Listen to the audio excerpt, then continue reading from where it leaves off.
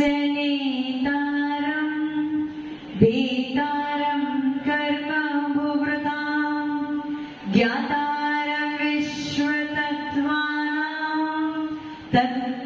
वन्दे तद्गुणे लब्धे वन्दे तद्गुणे लब्धे वन्दे तद्गुणे लब्धे।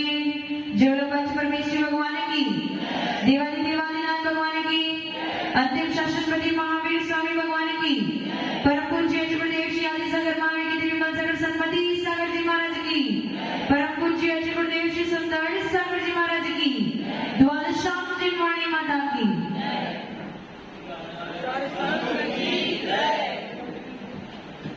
कल हमारी दर्शनावरणी कर्म पे चर्चा चल रही थी। दर्शनावरणी कर्म के कितने भेद होते हैं? 9। चक्षु दर्शनावरणी, अचक्षु दर्शनावरणी, अवधि दर्शनावरणी, केवल दर्शनावरणी, निद्रा, प्रचला, निद्रा निद्रा, प्रचला प्रचला और स्त्यान कृति। इस प्रकार से 9 भेद होते हैं। उसमें से 4 आगे के 4 को छोड़ दो तो जो पीछे के 5 है निद्रा, प्रचला, निद्रा निद्रा, प्रचला प्रचला और स्त्यान कृति, इनका कथन मैंने आपको बता दिया था। अब उन 5 निद्रा के बारे में संक्षेप में कौन बताएगा? कौन बताएगा? दिनेश जी थोड़ा हाथ, क्या बात, इसको कॉन्फिडेंस कहते हैं। लेट आए थे लेकिन इनको याद है कि क्या है। गुरुदेव नमस्ते, वंदना माता जी। प्रचला, पहला प्रचला, दूसरा निद्रा। क्रम नहीं पूछे। प्रचला, निद्रा। प्रचला में क्या होता है? प्रचला में आदमी सोता है। वो तो सारी नींदों में सोता ही है। प्रचला में क्या होता है? श्वान की तरह सोता है। हाँ, श्वान की तरह सोता है। जैसे कुत्ता थोड़ी सी भी भनक हो जाए तो तुरंत उड़ जाता है, उसकी नींद टूट जाती है, वैसी ही प्रचला निद्रा है। फिर निद्रा में क्या होता है? नहीं,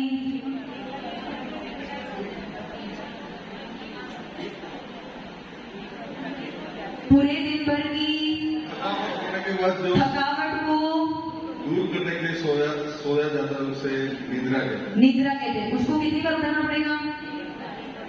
एक बार उठाने पर वो उड़ जाएगा तो वो क्या हो गया?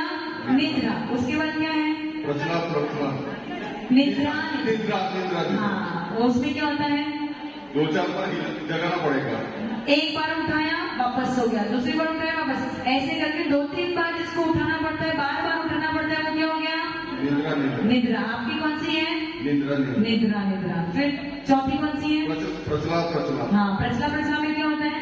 जिसमें मुंह से लार बहती है और हाथ पाँव हिलते, बड़बड़ाता है। हाँ, खराटे किसमें आते हैं? इसमें प्रचला में। आपकी प्रचला तो नहीं? पूछू। खराटे, बड़बड़ाना, वो तो मां कह रही है। ठीक है, प्रचला हो गया। उनको तो कहाँ सुनाई देगा कि वो रात को नींद में हो, तो साधना आंटी बता सकती क्या करते हो रात को। ठीक है, फिर फिर क्या है? स्त्यान कृति। उसमें क्या होता है? आदमी नींद में चलते कुछ भी काम करके वापस आके सो जाता है मतलब लेट जाता है, नींद में ही सारे काम कर ले, और उठ के पूछोगे तो कहीं नहीं गया, उसे कुछ भी याद नहीं है। तो ताली बजाओ, क्या बात है। मतलब ये दिनेश जी पक्का एग्जाम दे रहे हैं और वो पास भी होंगे। आज ये फिक्स हो गया, एक नाम फिक्स हो गया। एग्जाम देने वाले में दिनेश जी पक्का एग्जाम दे रहे हैं।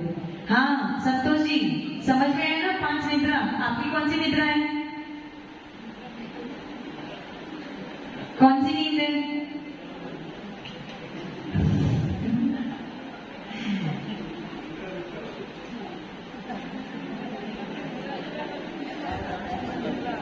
नमस्ते गुरुदेव, वंदना माता जी। निद्रा वाली सब झूठ बोलते हैं, सब झूठ। कोई ये नहीं बोलेगा हमारी प्रचला या त्याग करती। शर्म आएगी, मुंह से लार बहना, खराटे खाना, नींद में बड़बड़ाना, और वो आप थोड़ी सोते हो, तो कोई और ही बता सकता है कि नींद में आप क्या करते हो। नहीं पता, रोजाना बता दी कैसे सोता हूँ। ठीक है, बैठ जाओ। समझ में आ गया ना? चलो, ये 5 निद्रा पूरी हुई। और दर्शनावरणी कर्म में इनको क्यों मतलब क्यों रखा है कि नींद में क्या होता है, सो जाएंगे तो ज्ञान ग्रहण नहीं कर पाएंगे और दर्शन उपयोग काम नहीं करेगा, इसलिए ज्ञान उपयोग भी काम नहीं करेगा। तो मेरा ये प्रश्न है बदामी लाल जी से। बदामी लाल जी, आप ये बताओ, नींद में क्या जीव के पास दर्शन उपयोग और ज्ञान उपयोग रहता है कि नहीं रहता है?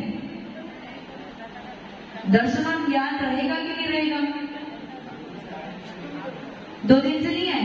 चलो ठीक है, आप बैठ जाओ। वकील साहब, आप बताओ। माइक दे देना भैया पीछे। ये बता दो मैं आपको, कल आपका नंबर है मंगलाचरण में। हाँ, नींद में तो बिल्कुल खबर ही नहीं पड़ती क्या हो रहा है क्या नहीं हो रहा। तो दर्शन और ज्ञान रहता है कि नहीं रहता है? क्योंकि उसको पता ही नहीं कि मैं निद्रा में हूँ, क्या पता। वापस प्रश्न पूछो, दर्शन और ज्ञान रहेगा कि नहीं रहेगा उसके पास? जगने पे हो जाएगा उसका। मतलब जब सो जाता है तो पुद्गल बन जाता है और जब उठ जाता है तो जीव बन जाता है, ऐसा? जी। चलो, राजेंद्र जी को माइक दे दो।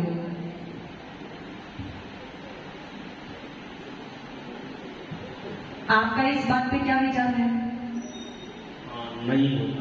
नहीं होता मतलब आप सो जाते हो तो जड़ बन जाते हो, मतलब पुद्गल बन जाते हो, वो तो आत्मा शरीर से अलग हो जाती है। लेकिन दर्शन नहीं होता है तो ज्ञान नहीं होगा। मेरा प्रश्न है, जब आप सो जाओगे तो दर्शन नहीं होता तो ज्ञान भी नहीं होता, तो आप क्या पुद्गल बन जाओगे? क्योंकि ज्ञान और दर्शन के बिना तो आत्मा रह ही नहीं सकती। उसके साथ में मेरा एक प्रश्न भी था। नहीं, पहले आप मेरा उत्तर दो। क्या पुद्गल बन जाओगे? तो क्या बनोगे? जीव और पुद्गल तो साथ में ही रहेंगे। तो जीव रहोगे या पुद्गल बन जाओगे? जीव। तो फिर ज्ञान और दर्शन कैसे ना हो? क्योंकि जीव का लक्षण क्या है? जीव की पहचान ही ज्ञान और दर्शन है। यदि जीव से ज्ञान और दर्शन अलग हो गया तो वो पुद्गल बन गया। आप बताओ, सोते समय आपके साथ क्या होता है?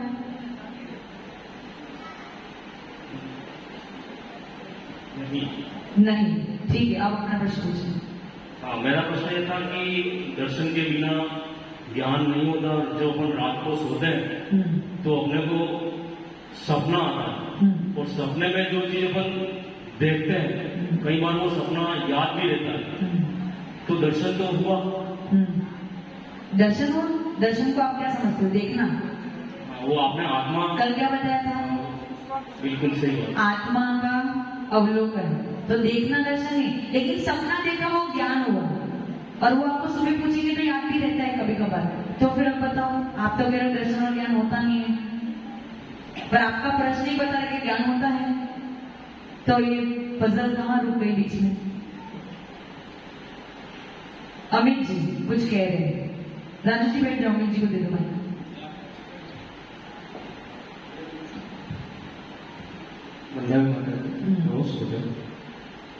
नदिया के पार की जैसे है, नदिया के उस छोर जैसे दर्शन और बीच में आत्मा और अपन नदिया के उस पार ज्ञान। तो इससे प्रूव क्या हुआ?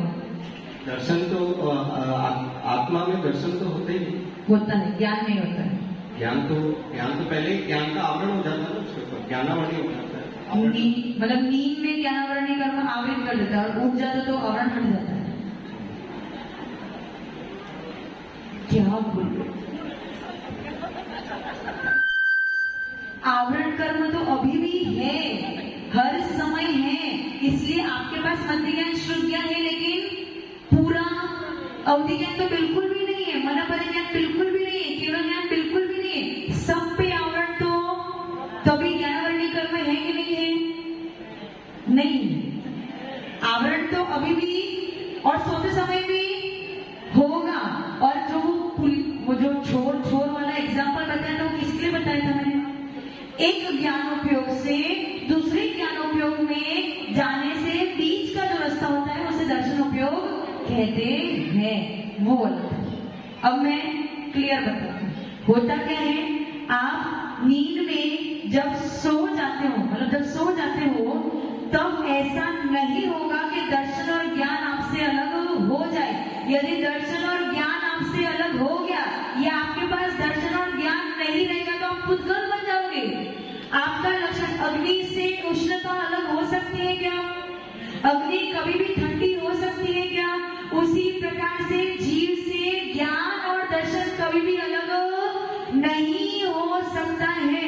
बस इतना फर्क पड़ेगा कि जब आप निद्रा अवस्था में हैं, तब आपका ज्ञान और दर्शन बिल्कुल मंद अवस्था में काम करेगा।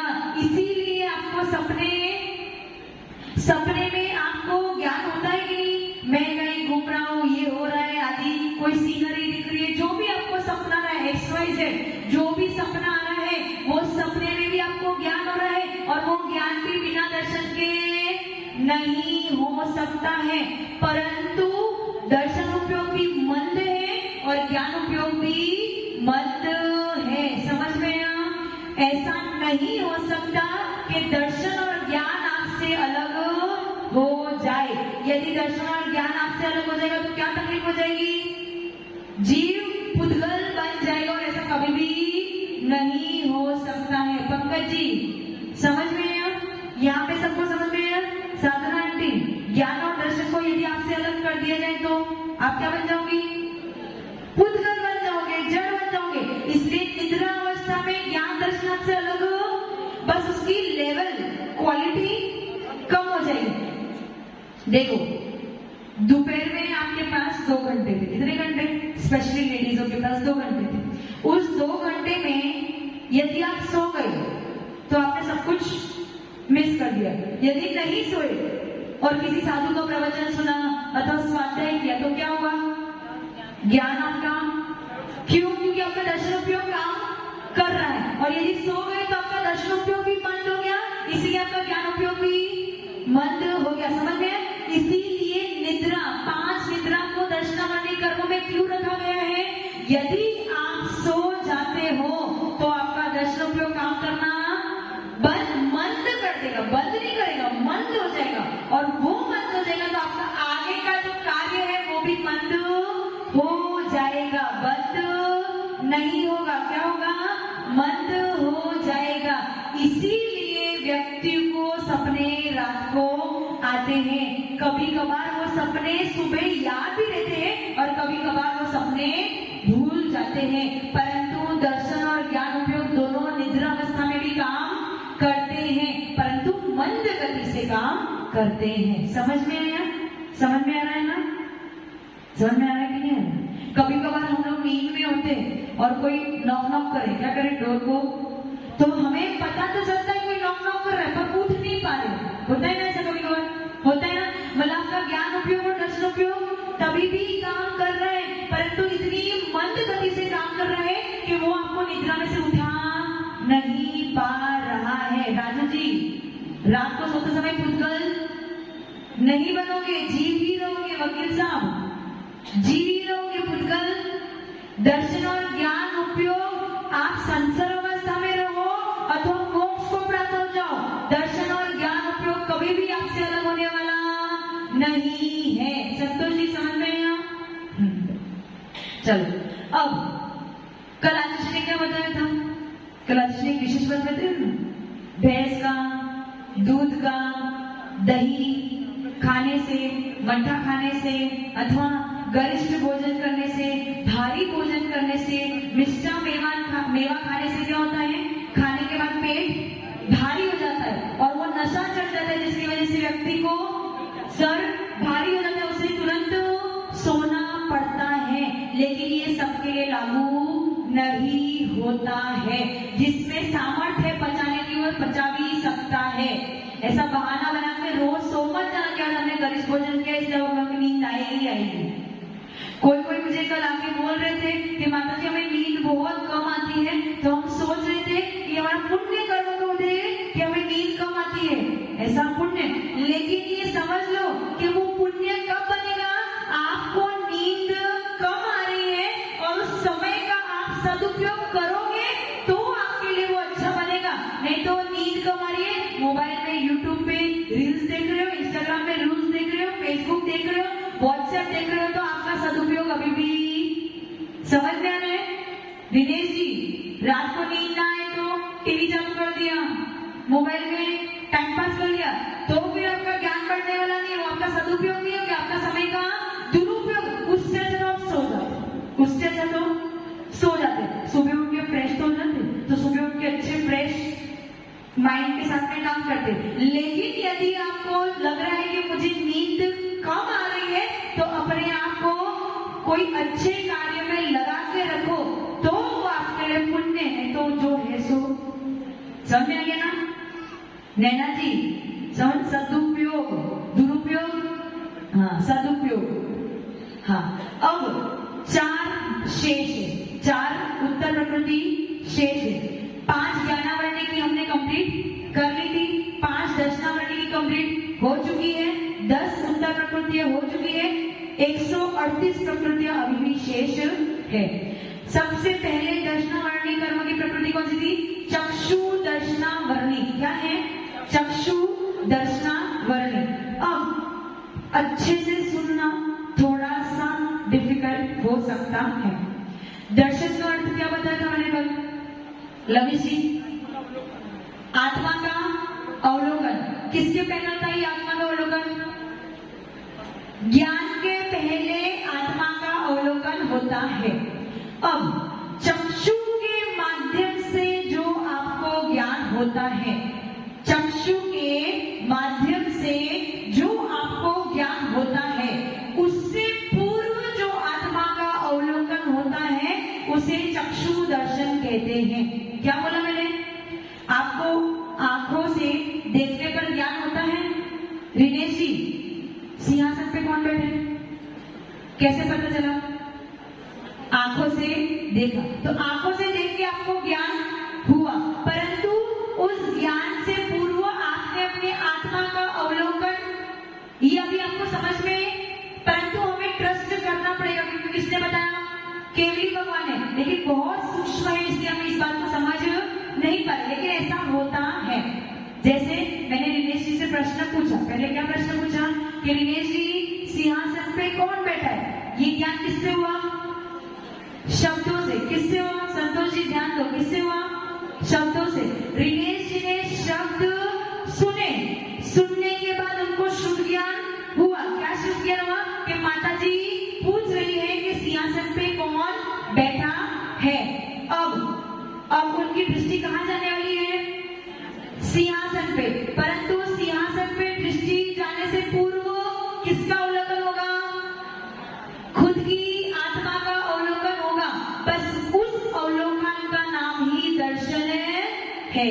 तो चक्षु ज्ञान, चक्षु के द्वारा ज्ञान होने से पूर्व जो आत्मा का अवलोकन होता है, उसे चक्षु दर्शन कहते हैं। वो देखना पीछे से कौन आ रहा है, देखना पीछे से कौन आ रहा है। सबने क्या किया? देखा। किसके माध्यम से देखा? चक्षु। चक्षु के माध्यम से आपको ज्ञान हुआ कि पीछे कौन आ रहा है, लेकिन उसके पहले कौन सी अवस्था हुई? आत्मा का अवलोकन। पहले आपका उपयोग किधर था? अमित जी कहा था? चंदन बाला जी कहा था? मेरे शब्द को सुन रहे थे ना, मुझे देख भी रहे थे, मेरे शब्द को सुन भी रहे थे, और जैसे ही मैंने बोला देखना पीछे कौन आया, तो आपकी मुंडी कहां चली गई? पीछे। लेकिन मेरे तरफ से उपयोग हटने के बाद, उपयोग पीछे जाने से पूर्व बीच में एक पुलिया बना। वो पुलिये का नाम क्या है? दर्शन। क्या नाम है? दर्शन। लेकिन पीछे देखना पड़ा ना, तो चक्षु से आपको ज्ञान हुआ। तो चक्षु के ज्ञान से पूर्व जो आत्मा का अवलोकन होता है, उसे चक्षु दर्शन कहते हैं। और इस चक्षु दर्शन पे जो आवरण डाले, उसे चक्षु दर्शनावरणी कर्म कहते हैं। राजू जी समझ में नहीं आया? हाँ कैलाश जी।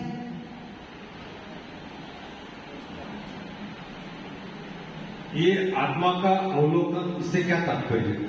आत्मा का अवलोकन, चक्षु दर्शन है, आंख देखा, तो उसको मालूम पड़ी। तो उसके पहले उसने आत्मा का अवलोकन किया। आत्मा का अवलोकन किया, इसका क्या तात्पर्य है? आत्मा का अवलोकन बहुत ही सूक्ष्म है। आपको चक्षु से ज्ञान प्राप्त करने से पूर्व आपको अपनी आत्मा को तैयार करना पड़ता है कि अब चक्षु से ज्ञान प्राप्त करने जा रहा हूँ। ये मैंने केवल शब्दों के माध्यम से आपको समझाने की कोशिश करी है, परंतु ये इतनी सूक्ष्म अवस्था है कि इसको शब्दों से भी समझा नहीं सकते हैं। क्या बोला मैंने? कोई भी ज्ञान प्राप्त करने से पूर्व आपको अपनी आत्मा को तैयार करना पड़ता है कि मेरी आत्मा समर्थ है इसको जानने के लिए। रिनेश जी, मेरी आत्मा समर्थ है इसको जानने के लिए। ये शब्दों से मैं बता रही हूँ, पर शब्दों से इसका कथन नहीं हो सकता है, इतना सूक्ष्म है। कैलाश जी देख लो, पंकज जी की तरफ देख लो, देख लिया। बीच में आप आत्मा की तरफ गए थे पर आपको पता चला गया उपयोग कहाँ था? पहले मेरे तरफ, फिर कहाँ गया? पंकज। लेकिन बीच में आपका उपयोग आपकी आत्मा की तरफ गया था, लेकिन आप उसे पकड़ नहीं सकते हैं। वो बहुत ही सूक्ष्म पर्याय है। आपका ज्ञान इतना विशाल नहीं है कि वो उसे पकड़ सके। कौन पकड़ सकते हैं? केवल ज्ञानी आदि पकड़ सकते हैं। समझ में है? समझ में आ रहा है ना? कैलाश जी, समझ में आ रहा है? कुछ अभी भी कंफ्यूजन है? क्या कंफ्यूजन है? पूछ लो।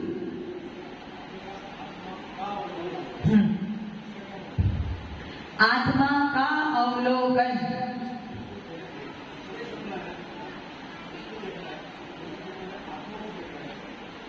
हाँ, आत्मा का अवलोकन अर्थात आत्मा का दर्शन। दर्शनावरणी कर्म का स्वभाव क्या था?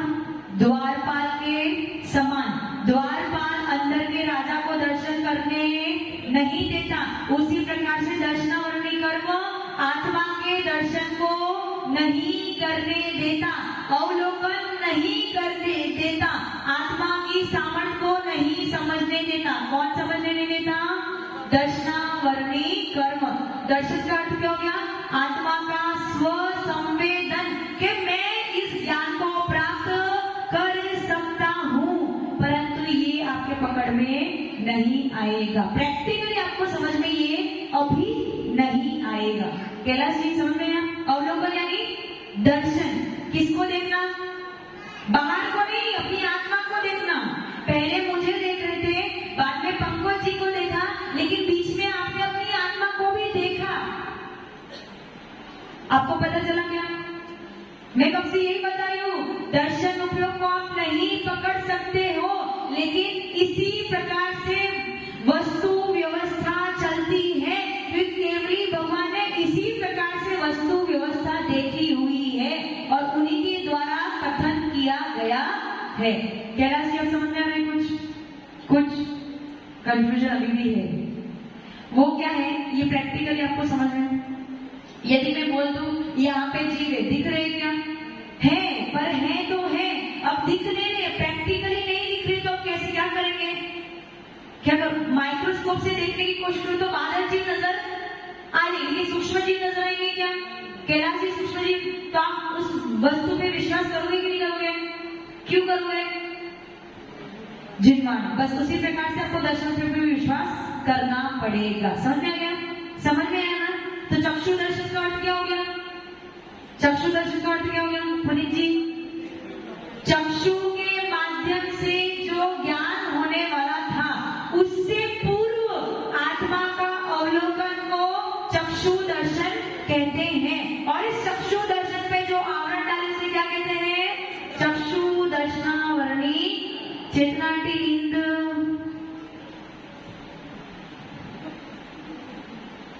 ध्यान से सुनो, नींद नहीं आनी चाहिए। मैं कंटिन्यूअस शब्द को बोल रही हूँ, हर शब्द को पकड़ने की कोशिश करो तो नींद आएगी नहीं।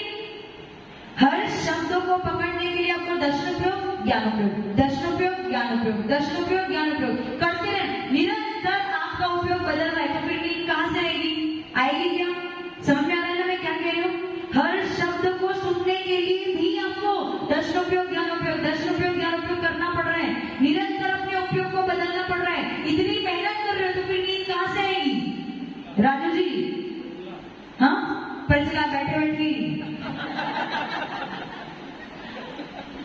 ये समझ में आ गया ना सबको? चक्षु दर्शनावरणी कर्म समझ में आ गया? किसी को कोई डाउट या प्रश्न है क्या? कीर्ति जी को तो समझ में नहीं आएगा क्योंकि 10 दिन के बाद आए हो। रोज नहीं आते, क्लास में नहीं आते, बाद में आते। हाँ, दूसरा क्या है? अचक्षु दर्शनावरणी। देखो चक्षु से हमें क्या समझ में आता है? जो चक्षु से होता है वो चक्षु वाला, और अचक्षु यानी जो चक्षु से नहीं होता। चक्षु से क्या नहीं होता है? कर्ण का ज्ञान, घ्राण का ज्ञान, रस का ज्ञान और स्पर्श का ज्ञान और मन का ज्ञान। कितने? अपने पास 5 इंद्रिय और छठा मन है। इन 6 के द्वारा ही ज्ञान होता है। तो इन 6 में से चक्षु को हमने निकाल दिया, क्या बचा? स्पर्श, रस, गंध और कर्ण, और उसके बाद मन। ये 5 के द्वारा जो, मतलब चक्षु इंद्रिय को छोड़कर शेष इंद्रियों के द्वारा जो ज्ञान होता है, उससे पूर्व जो आत्मा का अवलोकन होता है उसे अचक्षु दर्शन कहते हैं। समझ में आया? वापस रिपीट करूं? राजू जी लिख नहीं रहे? लिख लिया मेरे बोलने से पहले? ज्ञान उपयोग जल्दी जल्दी फास्ट फास्ट बदलो। सुनते जाओ, लिखते जाओ, सुनते जाओ, लिखते जाओ। अब आप सोचो कि मुझे सुनते सुनते आप लिख भी रहे हो, कितनी बार दर्शन ज्ञान, दर्शन ज्ञान, दर्शन ज्ञान कंटिन्यूस बदल रहा है। और आप ये सोच लो, मेरी बात सुन लो, पहले लिखना बंद करो, मेरी बात सुन लो, बहुत अच्छी बात बता रही हूँ। क्या हो रहा है? आप लोग 7:30 बजे से यहाँ बैठे हो, क्लास 7:30 से चालू हो गई, और आचाशी बोलते बोलते 8:30 बज रहे। कंटिन्यूस आप सुन रहे हो और चिंतन मनन आपका चालू है, आप धारण भी कर रहे हो। तो कंटिन्यूस क्या हो रहा है? दर्शन ज्ञान, दर्शन ज्ञान, दर्शन। आपका कॉन्सेंट्रेशन कितना बढ़ रहा है? आपको बात समझ? आप कितने एक्टिव बन रहे हो, सुन भी रहे हो, लिख भी रहे हो, समझ भी रहे हो, याद भी कर रहे हो। उसका मतलब आपके पास 1 सेकेंड का भी समय नहीं है कि अपने घर वालों को याद कर लो, धन को याद कर लो, परिवार वालों को याद कर लो, या दुकान को याद कर लो। इसका मतलब 1 घंटे कंटिन्यूअस आपका मन किसमें है? स्वाध्याय में है। और इस स्वाध्याय के दौरान आपके पूरे दिन भर के कमाए हुए कर्मों की बहुत सारी निर्जरा हो रही है, क्योंकि आप केवल ध्यान से पढ़ रहे हो। किससे पढ़ रहे हो? ध्यान। इसलिए कहते हैं स्वाध्याय ही सबसे उत्कृष्ट ध्यान है। यदि मैं अभी कैलाश जी को बोल दूं भैया आप ध्यान में बैठ जाओ, कैसे बैठ जाओ? कैलाश जी ध्यान में आंखें बंद करके ध्यान में बैठ जाओ, बताओ ध्यान में रहोगे कि नहीं रहोगे? रहोगे। किसी को बोल दो, संतोष जी को बोल दो एक माला गिनने बैठ जाओ नमोकार मंत्र की, उस 108 मंत्र में पता नहीं 108 यात्रा करके आ जाएंगे वो। क्यों? मन के। लेकिन अभी आपको 1 सेकेंड का भी समय नहीं मिल रहा है कि आपका मन इधर से उस दरवाजे के बाहर भी। अब आप सोच पा, आपका ध्यान अभी किधर है? केवल और केवल स्वाध्याय में है। और ये ध्यान ही आपके लिए कर्मों के निद्रा में कारण बन रहा है। इसलिए मेरे अथवा उपदेश के कोई भी शब्द को मिस मत करो, अपने आप को अलर्ट रखो, सुनो, लिखो और याद करो। तो अब चक्षु दर्शनावरणी के लिए क्या लिखोगे? चक्षु के अलावा अन्य इंद्रिय के माध्यम से जो ज्ञान होता है उससे पूर्व आत्मा के अवलोकन को अचक्षु दर्शन कहते हैं, और जो इसमें आवरण डाले उसे अचक्षु दर्शनावरणी कर्म कहते हैं। समझ में आया? समझ में आया? हाँ नैना आंटी।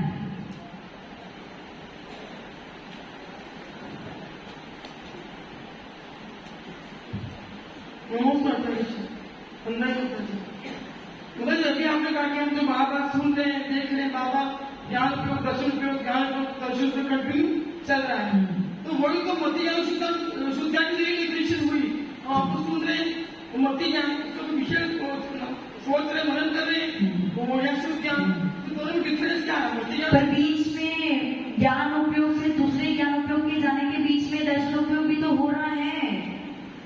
मति ज्ञान से आपने उसे देख लिया, उसके बाद उसका चिंतन मनन चालू किया, तो उसके पूर्व पहले आपको आत्मा का अवलोकन होगा, उसी को दर्शन उपयोग कहेंगे। इनकी मति ज्ञान शुद्ध ज्ञान और ज्ञान और दर्शन दोनों की एक ही डेफिनेशन हुई नहीं हुई, कहाँ डेफिनेशन लगी? चक्षु के माध्यम से जो जाना जाता है वो मति ज्ञान हो गया, लेकिन उस मति ज्ञान से पूर्व आत्मा का जो अवलोकन हो गया वो दर्शन हो गया। डेफिनेशन अलग नहीं हो गई? क्या समझ में नहीं आए? क्या बोला आप समझो?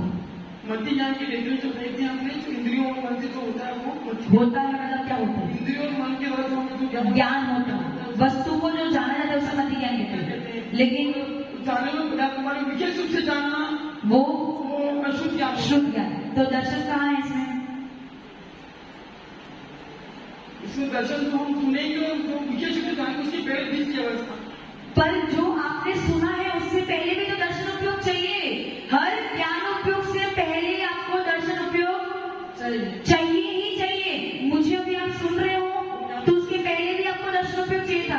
पहले आप बैठे बैठे लिख रहे थे, उसके पहले भी आपको दर्शन उपयोग चाहिए था। पहले आप बाहर से अंदर है तभी भी आपको पहले दर्शन उपयोग चाहिए था। हर ज्ञान उपयोग से पूर्व आपको दर्शन उपयोग चाहिए ही चाहिए। ज्ञान का अर्थ है जानना। किसको जानना? पर पदार्थ को जानना, बाहर की वस्तु को जानना। और दर्शन का अर्थ है स्व को जानना, अपनी आत्मा को जानना। और पर पदार्थ को जानने से पूर्व आपको अपने आप को भी तैयार करना पड़ेगा, और वो जो तैयारी है वो दर्शन उपयोग है। समझ में आया? अब समझ। ज्ञान उपयोग क्या करता है? जानता। किसको जानता है? पर को। और दर्शन उपयोग किसको जानता है? लेकिन हर पर को जानने से पूर्व आपको अपने आप को भी जानना पड़ेगा। क्लियर? दो भेद हो चुके हैं, दो बाकी है। समय हो चुका है, हमें गुरुदेव को सुनना है। इसलिए आइए सरस्वती माता के चरणों में वंदन करेंगे, नमन करेंगे, इस भावना के साथ में कि जो आज हमने ज्ञान प्राप्त किया है उसका स्मरण हमें भवो भव तक रहे, और यही शब्द हमारे लिए अथवा यही शुद्ध ज्ञान हमारे लिए केवल ज्ञान में कारण बने। ओम ह्रीं वाग्वादिनी द्वादशांगिनी हंसिकामिनी वीणवादिनी शुद्धात्मिका सारिवदायी सरस्वतीभ्यो सरस्वतीभ्यो सरस्वतीभ्यो। जीवन द्वादशांगिनी काली माता की, आचार्य गुरुदेव सुंदर सागर जी महाराज की।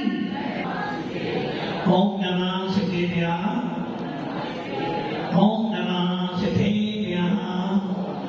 पंच प्रकृति भगवान की, एक आदिनाथ भगवान की, आचार्य गुरुदेव केवल सागर जी महाराज की, आचार्य गुरुदेव सरस्वती सागर जी महाराज की, द्वादशांगिनी वाली माता की।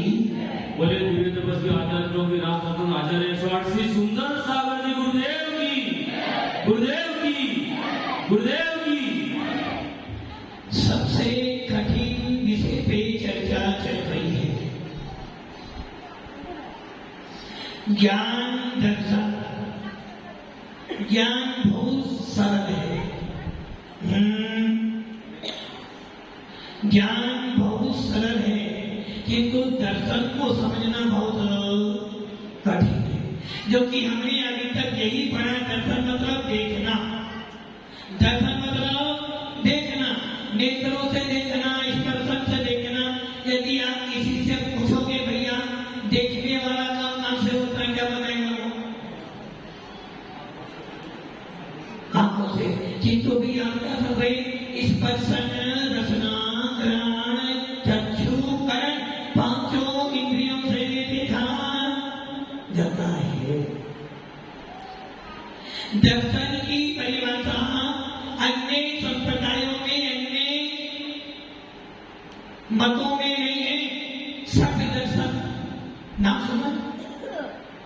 सत्य दर्शन होते हैं जो लोग अन्य धर्म को पढ़ते हैं। सत्य दर्शन जिसमें बौद्ध दर्शन भी होता है, जैन दर्शन भी होता है, वैदिक दर्शन भी होता है, मीमांसा वाले भी होते हैं और ये सदाशिव वाले भी होते हैं। ऐसे 6 दर्शन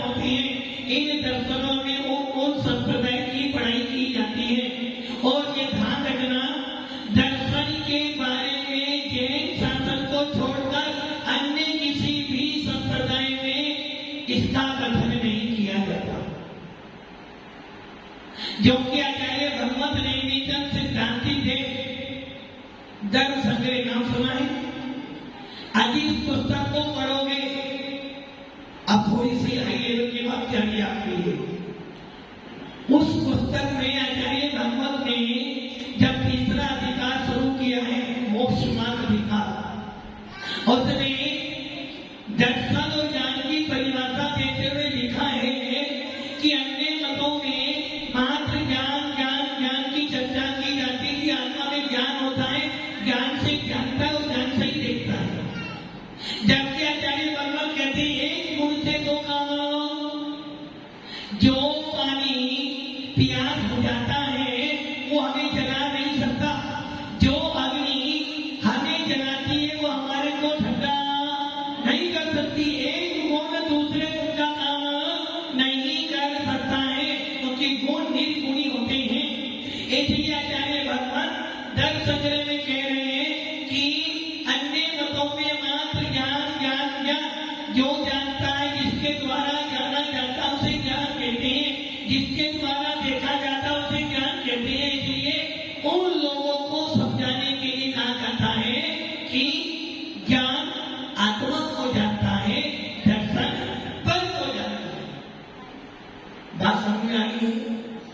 अन्य मतों के लोगों को समझाने के लिए अर्थात जैन दिगंबर जैन व्यक्तियों को छोड़कर, विपरा शासन को छोड़कर जो अन्य मत वाले हैं उनको समझाने के लिए कहा जाता है कि वो दर्शन को जानते नहीं, सिर्फ ज्ञान को जानते हैं। इसलिए उनको कहते हैं, भाई ज्ञान किसे कहते हैं? जो आत्मा को जानता है उसे ज्ञान कहते हैं। उषा जी, ज्ञान किसे कहते हैं?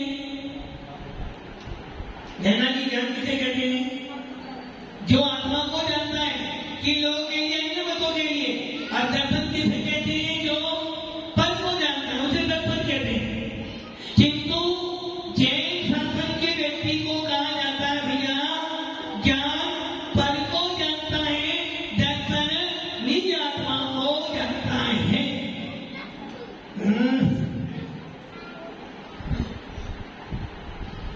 ज्ञान किसको जानता है? पर वस्तु को। दर्शन किसको जानता है? निज वस्तु को। निज वस्तु कौन सी है? हमारी आत्मा। पर वस्तु कौन सी है? आत्मा के अलावा जितनी वस्तु है सबकी सब पर है। ये सिद्धांत किसके लिए है? जैनों के लिए। और जो जैन नहीं उनके लिए ज्ञान आत्मा को जानता है, दर्शन पर को जानता है। इसलिए आचार्य कहते हैं दर्शन को समझने के लिए थोड़ी सी तो मेहनत। अब मेरा छोटा सवाल कैलाश से,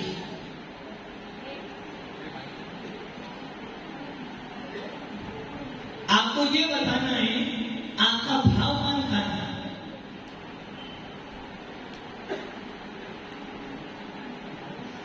नमस्ते। क्या भाव मन कहाँ है? भाव मन जैसे द्रव्य मन तो जो है वो हृदय में है, मैंने तो भाव मन, उसकी जो उसका जो प्रयास है वो भाव मन है। उत्तर आएगा हाँ, वस्तुवाद में खड़े हो गए। भाव मन कहाँ है? मैंने डेफिनेशन नहीं पूछी, मैंने वास्तुवाद किसे कहते हैं, वास्तुवाद क्या है ये पूछ रहा हूँ। भाव मन कहाँ पर है? सही काम बैठ जाओ। आप सुन लो, अभी मेरे हाथ में चोट लगी है, क्या होगा? क्या दर्द होगा? कैसे मालूम पड़ा? भाव मन क्या करता है? हित और अहित का विवेक दिखाता है। अभी मेरे सर में दर्द है तो मेरा भाव मन कहाँ गया? आत्मा के इस शरीर के प्रत्येक पार्टों पर मेरा भाव मन स्थित है। और दर्द मन कहाँ पर है? हृदय स्थल पर आंख पाखुर का जो आकार है मेरा दर्द मन तो स्थित हो गया, किंतु मेरा भाव मन कहाँ जा रहा? बार कभी यहाँ गया, कभी यहाँ गया, कभी यहाँ गया। तो भाव मन को पूरे शरीर पर है, जहाँ भी मेरा उपयोग गया इसलिए भाव मन का कोई स्थान निर्धारित न कि भाव मन की परिभाषा है आत्मा के विशुद्ध प्रदेशों के लिए जो जिनके 9 इंद्रिया वर्ण कर्म के क्षेत्रोत्सव होने पर जो जीव के हित और हिंदी के विचार के भावत्व से देते हैं भाव मन, और वो भाव मन कहा जाता है मैंने खाना खाया नमक कम है। किसने बोला? ये व्यक्ति बहुत खराब है, किसने बोला?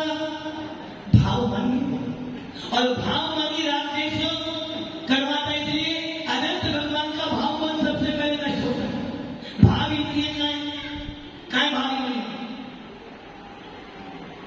साधारण इंद्रिय का भाव आपकी स्पर्श इंद्रिय का हो नेक इंद्रिय का है, ये तो भाव इंद्रिय का है। भाव मैंने लब्धि उपयोगो भाव इंद्रियम उपयोग लब्धि, उसी प्रकार भाव मन का कोई स्थान निर्धारित करने से डॉक्टर भी भाव मन को पकड़ नहीं पाता है। उसी प्रकार दर्शन का काम है निज अवलोकन स्वयं संवेदन। क्या शब्द है? स्वयं संवेदन को दर्शन कहते हैं। स्वयं मैंने अपना, वेदन में संवेदन मैंने अपना अनुभव होना, अर्थात दर्शन का काम है आत्मा का वेदन करना। जिस प्रकार द्वार पर राजा के दर्शन करने में आगे आता है, वैसे ही ये दर्शनावलीकरण मेरी आत्मा रूपी राजा का दर्शन करने नहीं देता। हम जो वस्तु खाते हैं स्वाद आता है, किससे है स्वाद? इस बात किंतु इससे पहले आपके पास स्वयं संवेदन आत्मा में था कि मैं जाके वस्तु खा सकता हूँ। हम जब कोई काम करने जाते हैं सबसे पहले सोचते हैं नाम करूंगा, कहीं ऐसा तो नहीं मैं वापस हो जाऊंगा। तो आचार्य के लिए दर्शन का स्वयं संवेदन अपनी शक्ति का, अपनी पावर का वेदन करना, अपनी आपकी शक्ति का अनुभव करना चाहिए। स्वयं संवेदन इसे कहते हैं दर्शन। और दर्शन कैसा होता है? जो लोगों ने दर्शन में पढ़ी हो, जीव कांड पढ़ा हो और उसके बाद में नियम सार पढ़ा हो, उसमें लिखा दर्शन कैसा है? निराकार। कैलाशी दर्शन कैसा है? निराकार।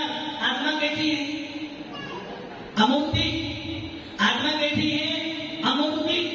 क्या आत्मा को दिखा सकते हो आप?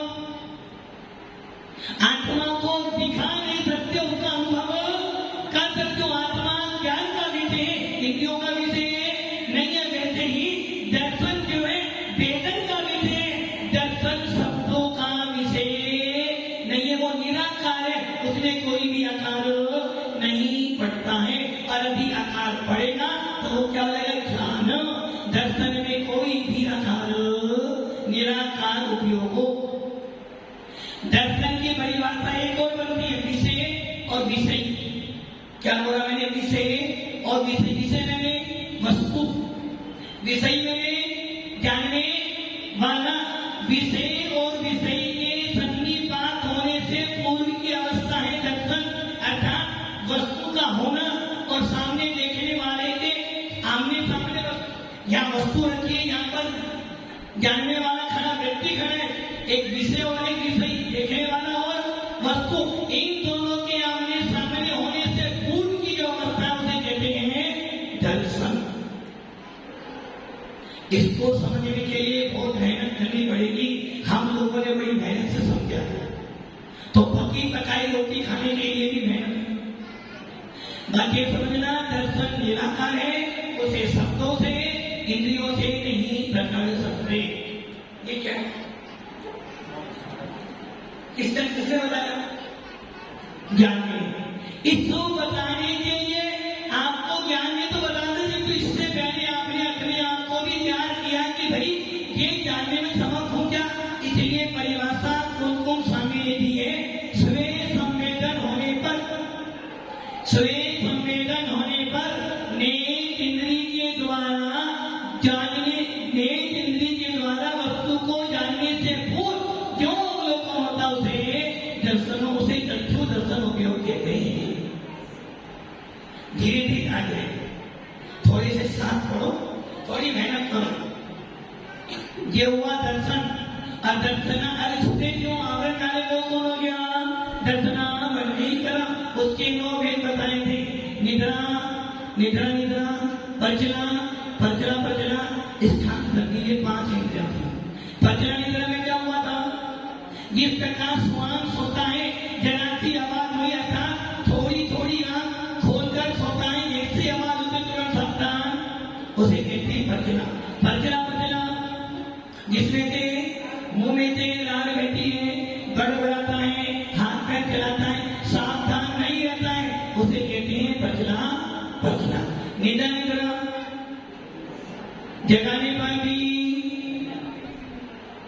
पर भी बैंड बाजे बजते भी नहीं तो घर में कुछ भी हो जाए जिसमें नींद के ऊपर भी नींद आती हो जिसमें नींद के ऊपर नींद आती हो सावधान करने पर भी सावधान नहीं होता वो है निद्रा निद्रा अनिद्रा मतलब निद्रा कर्म के वजह से चलता हुआ रुक जाए बैठ जाए और सो जाए उसे कहते हैं नींद अर्थात शरीर को आराम देने के लिए जो लेते हैं उसे कहते हैं निद्रा और सबसे खतरनाक स्थान करती सो तो रहा था घर में दूसरों के घर में चला भी गया सारे काम भी कर आया आके सो गया सवेरे तो थका गया था नहीं पता ये 5 निद्रा चक्षु दर्शनावरणी अचक्षु दर्शनावरणी अवधि दर्शनावरणी और केवल दर्शनावरणी श्वेत संकेतन होने पर